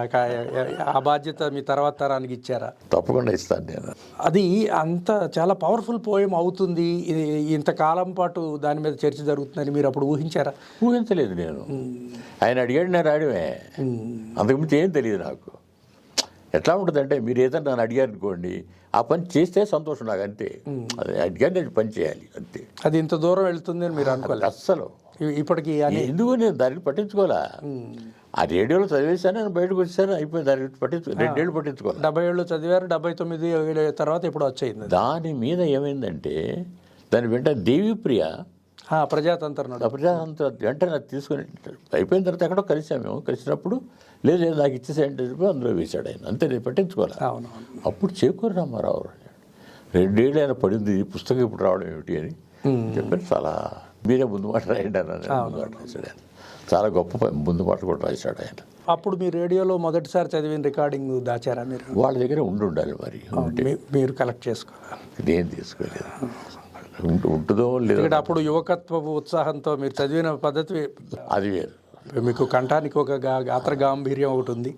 తప్పకుండా మీరు నాటకాల్లో వేశారు, అప్పుడు చదివి ఉంటారు అద్భుతంగా. ఇప్పుడు ఏమైనా మా కోసం ఒక 10 పంక్తులు కొయ్యగుర్ర నుంచి చెప్పగలుగుతారు? చివరి విందులో చివరికి తనను ఎవరు మోసం చేస్తారో జీసస్కి తెలుసు. తీరమంతటా గుడిసె ఉందని తెలుసు. గుడిసె ముందు పుట్టలున్నాయని తెలుసు. పుట్టల్లో కోడి నాగులున్నాయని తెలుసు. పడగల్లో విషం ఉందని తెలుసు. పాలు పోసే చేతిని అదను చూసి పడగ కెరటాల కూరలు కటేస్తాయని తెలుసు. హంతకులెవరో నాకు తెలుసు. అయినా నెపం కాసేపు సముద్రం మీదకి తోసేస్తాను. నిద్రపోతే కలలు కళ్ళని కొడతాయి. కదిపితే తేనెటీగలు ఒంటిని వెంటాడి మరీ కొడతాయి. కదపపోయినా నోరు మెదకపోయినా క్షుద్ర రాజకీయాలు నిండు జీవితాలని కొడతాయి. మనిషిని మనిషి చేసే మోసం కాలానికి తెలుసు. మనిషిని మనిషి చేసే మోసం కాలానికి తెలుసు. కారణాలు కార్ల్ మార్క్స్కి తెలుసు. రోడిన్ మ్యూజియంలో శిల్పంగా మారి గడ్డానికి చేతిని ఆంచి ఆలోచిస్తూనే ఉంటాడు. ఆలోచనకి మనిషికి ఉన్న సంబంధం ఏమిటి? భాషకి భావానికి ఉన్న సంబంధం ఏమిటి? వేదనకి శరీరానికి సంబంధం ఏమిటి? నేలకి నీటికి ఉన్న సంబంధం ఏమిటి? ఇందులో కారణాలు కార్ల్ మార్క్స్కి తెలుసు అన్నారు మీరు. మీ మీద మార్క్సిజం ప్రభావం ఉందని అనుకోవచ్చా? లేదు, మన చరిత్ర చూసినప్పుడు చాలా సత్యాలు చెప్పాడు మార్క్స్. ఆర్థిక విషయాల నుంచి స్టార్ట్ అవుతుంది ప్రపంచం చెప్పాడు. అంతకంటే దిగ్గు కావాలి. తక్కిని అనేది చెలవల పొలవలు. అదే మార్క్స్ ఇది పట్టుకున్నాడు ఆయన అసలు విషయం. తర్వాత దాంట్లో అదే పొలిటికల్ పార్టీలు వచ్చేస్తూ ఉంటుంది, అది వేరే విషయం. I'm talking about the philosophy of marks. నేను కూడా ఫిలాసఫీని అడుగుతాను, పార్టీల కోసం కాదు. పార్టీలు ఎప్పుడైతే నీకు ఆర్థికం చాలా ప్రధానమైన విషయం ఆయన చెప్పాడు, దాన్ని ఏదైనా దాని చుట్టూ మొత్తం ప్రపంచం ఏమవుతుంది దాన్ని బట్టే ఉంటుంది. అది కారణాలు మార్క్స్కి కార్ల్ మార్క్స్ తెలుసున్నారు. ప్రస్తుతం మీరు కథా రచన ఏమైనా చేస్తున్నారా? ఏమన్నా నవల రాయాలని ఏమన్నా ప్రణాళిక, ఆత్మకథ? ప్రస్తుతం మీరు ఎటువంటి కృషి జరుగుతుంది? ఇప్పుడు నేను యాక్చువల్గా విలోమ కథలు రాసిన తర్వాత భారతదేశం నడుస్తున్న పద్ధతులన్నీ రాజకీయాలు కానీ ఇతరత్రా చూసినట్లయితే నేను ఇంతకుముందు ఒక విషయం చెప్పినది ఏంటంటే, సమాజం మీద పరిపాలన యొక్క ప్రభావం చాలా ఉంటుందని చెప్పాను నేను. సో అది సరిగ్గా నడుస్తున్నట్టయితే పర్వాలేదు, ప్రజల దాని ప్రభావం ఉంటుంది, బాగానే ఉంటుంది. కానీ రాజకీయాలు సైంటిఫిక్గా ఉన్నాయని నేను అనుకోవడం లేదు. సో అది ఎలా ఉంటే బాగుంటుందనే విషయాన్ని గురించి నేను ఆలోచిస్తాను. అందుకని విలోమం కాకుండా అనులోమం చేయాలని దాని మీద యాక్చువల్ నేను ఆలోచిస్తున్నాను. అలా చేయడానికి ప్రయత్నం చేయడానికి ఒక సిద్ధాంత ప్రతిపాదన చెప్పాలని కొంత నాకు మైండ్లో కూడా ఉంది. దాని గురించి యాక్చువల్గా మీకు దాదాపు 70 సంవత్సరాల సాహిత్య జీవితం ఉంది. సాహిత్య ప్రపంచం చాలా చూశారు. మీ చుట్టూ ఎన్నో పరిణామాలు జరిగాయి. వీటన్నిటినీ క్రోడీకరిస్తూ ఏమన్నా ఒక రచన చేసావా? అంటే నేను యాక్చువల్గా రికార్డ్ చేద్దాను విషయం ఏంటంటే, నేను దిగంబర కవితోద్యమం గురించి ముందు రాయాలి. కొన్ని విషయాలు ఉన్నాయి. అసలు ఎందుకు నన్ను ప్రేరేపించింది అంటే రాజకీయాలకు సంబంధించిన విషయమే కాక దిగంబర కవిత్వం అనేటువంటి మొట్టమొదటి ఉద్యమం ఇది. అది దాని గురించి ఎలా పుట్టింది, అది ఎందుకు పుట్టింది, ఏ రకంగా పుట్టింది, లక్షణాలను కూడా అవన్నీ కూడా డిస్కస్ చేస్తూ కూడా రాయాలని పుస్తకం రాద్దామని ఉద్దేశం ఉంది. నేను దిగంబర కవితోద్యమం ఒకటి ఉంది. రెండో పుస్తకం విలోమం అంటే ఏమిటి, భారతదేశం ఎలా నడుస్తుంది, భారతదేశంలో జరుగుతున్నటువంటి యొక్క పరిపాలన విధానం వెనక సైంటిఫిక్ ఆలోచనలు ఏమైనా ఉన్నాయా అంటూ చాలా ముఖ్యంగా ఒక విషయం చెప్పదలుచుకున్నది ఏంటి అంటే, భారతదేశంలో రాజ్యాంగాన్ని ఏర్పాటు చేస్తున్నప్పుడు రాజ్యాంగ పరిషత్ సభ్యులందరూ కూడా కూర్చొని డిస్కస్ చేస్తున్న సందర్భంలో బాబు రాజేంద్ర ప్రసాద్ దగ్గర నుంచి 300 మంది చిల్లర ఎంతమంది మెంబర్లు ఉన్నారు అందరూ ఆలోచనతో కూడుకున్నటువంటి అన్ని కూడగట్టి అది ఒక పద్ధతిలో పెట్టుకుని ఆలోచించి రాజ్యాంగాన్ని మనం తయారు చేసి ఇచ్చారు. బాగానే ఉంది, ఓకే. అందులో నైపుణ్యం గురించి లేదే. ఏమన్నారు? నైపుణ్యం గురించి లేదే. నైపుణ్యం భారతదేశంలో చాలా అవసరం లేదే. స్కిల్ అంటున్నారా? Skill, quality of the thinking, quality of the work, quality of the product ఎక్కడ ఉంది? అసలు దానికి మార్కులు అసలు ప్రస్తావన లేదు కదా, ప్రస్తావన లేదు. ఎప్పుడైతే నువ్వు చేసే పని ఇలా ఉండవలేదో, మేము వ్యవసాయం అంటే ఇలా ఉండవలేదో, ఇలా 50 బస్తాలు దించేవాడికి ఫస్ట్ ప్రైజ్ ఇస్తున్నాను నేను, ఫలానా ఈ పనులు చేస్తున్నట్టు నేను ప్రతి పనికి ప్రతి రంగానికి సంబంధించి చేసిన దానికి ప్రైజులు ఇస్తున్నాను నేను అనే ఉద్దేశంతో ప్రావీణ్యత గురించి, నైపుణ్యాన్ని గురించి, క్వాలిటీ గురించి ఆలోచన ప్రధానమైన ఉండాలి దేశంలో. ఇతర దేశాలు దాని గురించి ఆలోచనలు ఉన్నాయి వాళ్ళకి. సో సాంకేతికంగా కానీ విజ్ఞాన శాస్త్రపరంగా కానీ వేరే దేశాలు ముందుకెళ్ళడానికి అది ఉపయోగపడింది. కారణం అదే. ఇక రెండో చెప్తా ఏనండి, 5 ఏళ్ళు ఒకసారి మనం ఎన్నుకుంటాం అన్నమాట. ఈ 5 ఏళ్లలో మనం ఎన్నుకునే వాడికి ఏంటి క్వాలిఫికేషన్స్? 0, అవసరం లేదు. ఇక్కడ నిర్దేశించలేదు, ఎలక్షన్ కమిషన్ నిర్దేశించలేదు. నేను ఎన్నుకోబోయే ప్రతినిధి ఎలా ఉండాలో చెప్పలా. ఎవడన్నా డబ్బు ఉంటే చాలు, కులం ఉంటే చాలు, ఇంకేదో ఉంటే చాలు.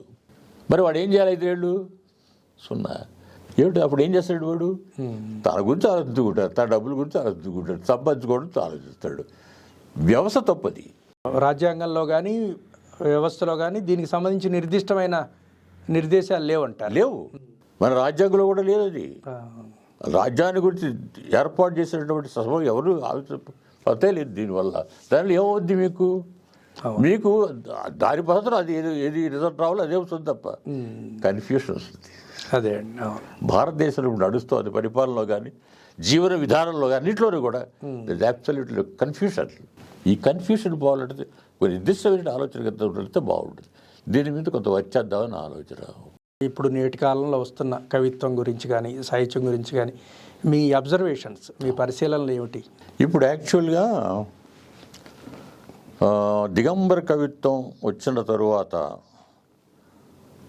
అది ఒక మార్గదర్శిగా ఉందని నేను అనను. కానీ 1965 నుంచి 70 దిగంబర కవిత్వం, 70 నుంచి 75 వరకు విరసం, తర్వాత ఎమర్జెన్సీలు రావడాలు, తర్వాత నీకు మహిళోద్యమం వచ్చింది, ఉద్యమాల మాల వచ్చింది. ఆ రకంగా వచ్చిన తర్వాత మాతో స్టార్ట్ అయింది అది. దిగంబర కవిత్వంతో విరసం ఒక ఉద్యమంగా వచ్చింది. ఆ తర్వాత మహిళోద్యమం వచ్చింది, తర్వాత దళితోద్యమం వచ్చింది, మైనారిటీ ఉద్యమం వచ్చింది. ఉద్యమాలుగా వస్తూ సాహిత్యంలోకి వచ్చింది. అక్కడ ఆగింది. ఒక రకంగా చెప్పాలంటే ఈ మధ్యకాలంలో ఆంధ్ర తెలంగాణ రాజకీయాలు 2 విడిపోవడాలు, మళ్ళీ రాష్ట్రాలు ఏర్పాటు చేయడం, ఇది జరిగి కొంత రాజకీయ కార్యాచరణ కొంత జరిగింది ఆ కార్యక్రమం. అవును. సాహిత్యానికి సంబంధించి దీని వలన ఇండివిజువల్గా అప్పుడు మంచి కవిత్వాలు రాయడం చదవడం జరిగితే తప్ప ఉద్యమ రూపంలో మాత్రం ఏం రావాలి. ఉద్యమ రూపంలో రావాలని మాత్రం ఏం కాదు. బట్ ఉద్యమ రూపంలో వస్తే ఒక సాలిడ్ వ్యవహారం, ఒక కొత్త విషయాలు తెలియడానికి అవకాశం. ప్రతి ఉద్యమంలో కొత్త విషయాలు వస్తాయి బయటికి. మహిళోద్యమం వచ్చినప్పుడు స్త్రీలు మాత్రమే చెప్పగలిగిన అనేక విషయాలు బయటకు వచ్చినాయి. దళితోద్యమం వచ్చిందంటే దళితులు మాత్రమే చెప్పగలిగిన అనేక విషయాలు బయటకు వచ్చినాయి. అట్లా ఫోకస్ అవుతాయి కొన్ని విషయాలు. మైనారిటీ అది ఫోకస్ అవుతాయి. అట్లా ఇప్పుడు ఏ ఉద్యమాలు ఇప్పుడు నడవట్లేదు. అయితే ఈ మధ్యకాలంలో 2 రాష్ట్రాలు విడిపోవడాలు, మళ్ళీ ఏర్పాటు ఒక రకమైన పద్ధతిలోకి చెందవరకు కాలం ఉందండి. నేను అనుకోవడం అంటే కొంతకాలం తర్వాత మళ్ళీ ఏదైనా ఉద్యమం వస్తుందని ఆశతో ఉన్నాను. అంటే 1960ల నాటి స్తబ్దత ఇప్పుడు ఉందని మీరు అనుకో? స్తబ్దత అన్న కానీ ఆ చూపట్లేదు. అంటే ఒక సబ్జెక్టు మళ్ళీ వస్తే మళ్ళీ స్టార్ట్ అవుతుందేమంటే. ఇప్పుడు ఏ సబ్జెక్టు లేని తనం ఒకటి ఉందండి. అంటే రాస్తున్నారు కానీ ఈ ఉద్యమరు అంత ఉద్వేగంతో రావటంలా. పోయిన్స్ అక్కడక్కడ వస్తున్నాయి, బట్ ఉద్వేగంతో మాత్రం తక్కువ. అప్పుడు ఉన్నాయి, అప్పుడు కూడా తగ్గించారు. కవులందరూ కూడా ఎక్కువగా రాయడం వల్ల పేర్లు తెచ్చుకున్న వాళ్ళు ఉన్నారు, కానీ వాళ్ళ ఉద్యమంలో కాదు వాళ్ళది. సో అట్లా జరిగింది. ఇప్పుడు ఏంటంటే ఒక రకంగా ఎడారి అనలేను కానీ స్తబ్దత కొంత ఉంది ఈ సాంకేతిక యుగంలో. మరో పక్కన విద్యా రంగంలో మాతృభాషకి స్థానం లేకుండా పోతున్న సందర్భంలో ఆ తెలుగు సాహిత్యం భవిష్యత్తు ఎలా ఉండొచ్చు అంటారు? ఉంటుందండి. డెఫినెట్గా కొత్త కవితలు వస్తాయి. డెఫినెట్గా వస్తాయి. ఆశ భవిష్యత్తు ఎప్పుడు గొప్పగా ఉంటుంది, సందేహం మాత్రం లేదు. కవిత్వం నాతోనే నేనే గొప్ప నేనే అయిపోయింది కాదు. డెఫినెట్గా ఆశ జీవిని నేను ఒక రకంగా చెప్పాను. అంటే ఇప్పుడు టెక్నాలజీ, సోషల్ మీడియా ఇవన్నీ కూడా దెబ్బ కొడుతున్నాయి అంటారా సాహిత్యం? లేదండి, అదే కాదు. దేని విషయాలు దానికి ఉంటాయి. అంటే మీకు ఎలా ఉంటుందంటే కూడా ఒక సబ్జెక్ట్ వచ్చి ఎప్పుడైతే కేంద్రీకరింపబడుతుంది అనుకోండి, అప్పుడు డెఫినెట్గా వస్తుంది. సో ఒక రకమైనటువంటి కాలం ఇది. అంటే మనిషి సృజన శక్తికి ఇవన్నీ ఉపయోగపడేవిగానే ఉంటాయి కదా. అంటే సినిమా కూడా కావచ్చు, నాటకరంగా. అసలు నాటకం ఏది ఇంకా ఘోరంగా, నాటకరంగా మరీ ఘోరంగా ఉంది. నాటక రచనలు కూడా లేవు, నాటక ప్రయోగాలు లేవు. మరి సినిమా టీవీ కావచ్చు, ఇంకోటి కారణాలు ఏమి ఉంటాయి అవి చెప్పచ్చు. ఈవెన్ దానికి క్రియేషన్ ఉండాలి కదా. ఉన్నట్టు వేస్తారు పిల్లలు వచ్చి నాటకాలు ఆడతారు. ముందు అసలు రచన ఉండాలి అక్కడ. సో ఈ రకంగా అయితే కొంత ఎడారని కానీ కాస్త కొంచెం నిరాశాజనకమైన పరిస్థితులు ఉన్నాయి. కాస్త మనం ఆగాలేమో అనిపించింది, అంతకంటే పరిహం లేదు. ఇప్పుడు దిగంబరి కవులు 6గురితో స్టార్ట్ చేయడం వలన బహుళోద్యమం వచ్చింది. ఉదాహరణది. అవునవును. అది మా వల్ల అట్లా లేదు, బట్ ఒక వరుసలో వచ్చినాయి అవి. అవునవును. దళిత ఉద్యమం కూడా, లేకపోతే ఉద్యమే లేదు అసలు. ఒక్కసారి దళిత ఉద్యమాలు అలా పైకి వచ్చాయి. మళ్ళీ జాషువా దగ్గరికి కూడా 6 జిల్లాలోకి వెళ్ళారు కూడా. మళ్ళీ తర్వాత నీకు మళ్ళీ మైనారిటీల గురించి అప్పుడు ముస్లిమ్స్ కూడా తమ గురించి కూడా చెప్పుకునే అవకాశాలు రావడం కూడా జరిగింది. అట్లా అది ఉద్యమాల యొక్క కాలం అదంతా కూడా. ఇప్పుడు చూద్దాం, కొత్త 2 రాష్ట్రాలు ఏర్పడ్డాయి కాబట్టి అట్నుంచి ఇట్నుంచి ఏం జరుగుతుందో చూద్దాం అన్నది. మొత్తం మీద మీకు ఎట్లా అనిపించింది? మీకు ఈ 70 సంవత్సరాలు 80 సంవత్సరాల జీవితం పై చిలుగు చూశారు మీరు. సాహిత్య రంగాన్ని మీరు ఎన్నుకుని కృషి చేయడం అనేది మీకు బాగా సంతృప్తి ఇచ్చిందా? మీరు చదువుకోగలగడం, రాసుకోగలగడం ఇవన్నీ మీరు ఎలా భావిస్తారు? దాన్ని అటువైపు చూడకూడదండి. అసలు రావాల్సింది ఏమున్నదని ఆలోచించాలే తప్ప నేను ఎంతవరకు చేశాను కాబట్టి అది కాదు. ఇంకా రావాల్సింది చాలా ఉంది. ఇంకొక సొసైటీ ఏ రకంగా ఉంది. సొసైటీలో దరిద్రం పెరిగింది. ఒక ఆకారంతో కూడినటువంటి దరిద్రం కాదు ఇది. ఒక విచిత్రమైన సిచ్యువేషన్లో ఉన్నామని ఎలా అర్థమయ్యేది కొంచెం. ఇప్పుడు భారతదేశంలో ఉన్నటువంటి పేదరికం ఎట్లా ఉంది, నిరుద్యోగం ఏ రకంగా ఉంది, పట్టించుకునే వాళ్ళు ఎవరైనా ఉన్నారా? పట్టించుకుని మళ్ళీ మనం రాజకీయ నాయకుల దగ్గరికే వెళ్ళాలి. అది కాకుండా ఇతర ఎలా ఉంది ఇవన్నీ చూస్తే lot of confusion is going on in ఇండియాలో ఏమవుతుంది అన్నమాట పార్టీ ద్వారా చూస్తున్నాం. ప్రజలు మానేసాం మనం, ముక్కలు అయిపోయినాం మనం, పార్టీలు అయిపోయినాం మనం. మీరు ఒక పార్టీకి నేను ఒక పార్టీ చెందిన వాళ్ళు అయిపోయినాం. అంతేగాని జనాభా అంతా కూడా ప్రజల గురించి, ప్రజల్లో ఉన్నవాడు లేనివాడు ఎలా మళ్ళీ వాళ్ళు బతకాలి, ఎలా పొద్దున్న లేచిన దగ్గర నుంచి రాత్రిపోయిన లోపల మంచిగా బతికే పరిస్థితులు ఎలా ఉండాలి ఆలోచన పోయింది ఇప్పుడు. సో అది అందుకని మళ్ళీ ఇంకొకసారి కన్ఫ్యూషన్లో అన్నాను. భారతదేశం కన్ఫ్యూషన్లో ఉంది అన్నాను. ఇప్పుడు ఇతర దేశాలు అంత భయంకరంగా లేవు. ప్రజల ఇబ్బందులు పట్టించుకునే వ్యవస్థ లేవంటారు. అసలు ఆ వ్యవస్థ ఉండాలి కూడా లేదు కదా ఇప్పుడు ఇది confusion, lot of confusion because of our past. I don't blame exclusively A constitution but all other things also. అందుకని ఏంటంటే కన్ఫ్యూషన్ పోవాలి భారతదేశంలో. భారతదేశం ఏ రకంగా ఒక నిర్దిష్టమైన ఆలోచన గురించి జరగాలి. ఇప్పుడు నేటి యువతరానికి ఆశాజనకమైన భవిష్యత్తు కోసం ఎటువంటి మార్పులు ఇప్పుడు జరగవలసి ఉందంటారు? నేను అనుకోవడం ఏంటంటే ఇంటలెక్చువల్స్ ఎవరన్నా భారతదేశంలో ఉన్నారు, కానీ ఈ ఇంటలెక్చువల్ అనేవాళ్ళు పొలిటికల్ పార్టీ ఆలోచనలోనూ రాజకీయ నాయకుల యొక్క ఆలోచన క్రమంలోనూ ఉంటున్నారే తప్ప యువతరం తిరిగి ఆలోచించాలి భారతదేశాన్ని గురించి.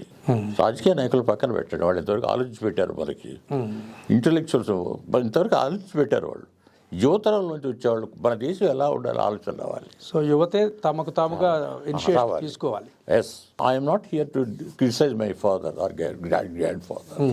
మా తాతని మా నాన్నగారు భవిష్యత్తు ఎవరిదో వారే నిర్మించుకోవాలి. దానికోసం ఇప్పుడు ఆలోచించాలి. అదే యువజనులు ఇది ఆలోచించాలి విషయం వాళ్ళలోకి వెళ్ళాలి, చెప్పాలి మనం. దానికి సాహిత్యం ఉపయోగపడుతుంది. డెఫినెట్గా సాహిత్యం ఉండదు. అది యువతను ప్రేరేపించడానికి, వాళ్ళని ఒక ఉద్యమ మార్గంలోకో లేకపోతే. నన్ను ఒకసారి చాలా ఏళ్ల క్రితం ఒక క్రైసిస్ వచ్చింది ఒక కుటుంబంలో. నా దగ్గరికి వచ్చి రచయిత ఏం చేయాలనుకుంటున్నారు, మీరు రచన ఏం చేయాలనుకుంటుంది, ప్రయోజనం ఏంటో అనుకుంటున్నారు అంటే నేనేమన్నానంటే ఒకటే అన్నాను ఏంటంటే రచన అనేటువంటిది, సాహిత్యం అనేటువంటిది మనిషిని వస్తున్నటువంటి అనేక పరిణామాలకి రెడీ చేయడం. సాహిత్యం చేసే పని ఏంటి అంటే సంసిద్ధం చేయడం, జీవితంలో రాయబోయే అనేటువంటి ఒడిదుడుకులన్నిటి కూడా నిలబెట్టడానికి సైనికుల్లా ధైర్యంగా ఎదుర్కోవడానికి అది సాహిత్యం చేసే పని యాక్చువల్గాను. మనిషికి ఒక దాన్ని రిసీవ్ చేసుకోవడానికి, ఢీకొనడానికి, దాన్ని అర్థం చేసుకోవడానికి సాహిత్యం ఉపయోగపడుతుంది అన్నాను నేను. అట్లాగే మీకు సాహిత్యం కూడా వాళ్ళు చేయాల్సిన పని అదే యాక్చువల్గా. సినిమాలు కానీ అన్ని కూడా చేయాల్సింది, కానీ ఏమవుతుందంటే ₹1 పెట్టి 2 కోట్లు ఎలా వస్తుందని ఆలోచన తప్ప అది పూర్తి వ్యాపారమయం రావడం వల్ల ఏమవుతుందంటే మీకు దారి తప్పాం మనం. అందుకనే మొట్టమొదటి పోయిందో లాంగ్ పోయింగ్ ఉంటుంది, అందులో చెప్పండి సార్. దారి తప్పాం మనం స్టార్ట్ అవుతుంది. లాగిపోయి అనమాట అది. ఆ పుస్తకం మీకు ఇస్తాను, ఒక 4 నెలల రోజులు తయారవుతుంది, కొత్త బుక్ వస్తుంది. వండర్ఫుల్ పోయమ్స్ అన్ని కూడా అంటే పుస్తకంగా రానివి పత్రికలో వచ్చిన పోయమ్స్ అన్ని కలిపి ఒక బుక్ వస్తుంది. మీ కవితల సమగ్ర నిరసన శకం పుస్తకం పేరు. నిరసన అంతా ఎట్లా వచ్చింది అని దృష్టిలో పెట్టి ఆ పనిలో ఉన్నాను యాక్చువల్గా. సో విలోమం అనే దాని మీద యాక్చువల్ కొన్ని వచ్చేస్తున్నాను. భారతదేశం విలోమంగానే నడుస్తుంది అని చెప్పడానికి. అది వాళ్ళు చెప్తాను, మీరు కాళ్ళు పైన ఉన్నాయి, చేతి కింద పెట్టుకొని మనం నడుస్తున్నాము, కొద్దిగా గమనించండి అని. ఎందుకు ఈ ఉదాహరణ ఒకటే చెప్తున్నాము. ఎటువంటి 5 ఏళ్లకు ఒకసారి మన ప్రతినిధిని ఎన్నుకుంటున్నాము, అతని అర్హతలు మరి లేవు. ఈ 5 ఏళ్ళ వరకు ఏం చేయాలి కూడా లేవు. మరి ఎందుకు లేనట్టేగా.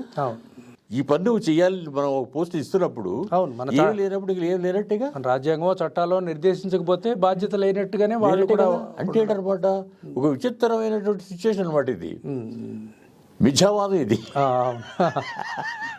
దాని మీద వచ్చేద్దామని అనుకుంటున్నాను. చాలా సంతోషం అండి, చాలా విషయాలు చెప్పారు. ఇవాళ చాలా సంతోషం కలిగించే సంఘటన ఒకటి జరిగింది నా జీవితంలో. అంటే పెద్ద పెద్ద మాటలుగా అనిపించవచ్చునేమో, కానీ అతి చిన్న విషయాలు కూడా చూస్తే దాని వెనక అణువులో కూడా విశ్వం కూడా దాంట్లోనే ఉంటుంది అన్నట్లుగానే. ఇవాళ సమ్మెట నాగమల్లేశ్వరరావు గారు నాకు కొన్ని ప్రశ్నలు వేసి సమాధానాలు రాబట్టి మరొకసారి నన్ను నేను ఆలోచించుకునే పద్ధతి తీసుకొచ్చినందుకు మాత్రం ప్రత్యేకంగా వాళ్ళందరినీ, నా మిత్రులందరికీ కూడా నేను నమస్కారం తెలియజేస్తాను. చాలా సంతోషం సార్, నమస్కారం.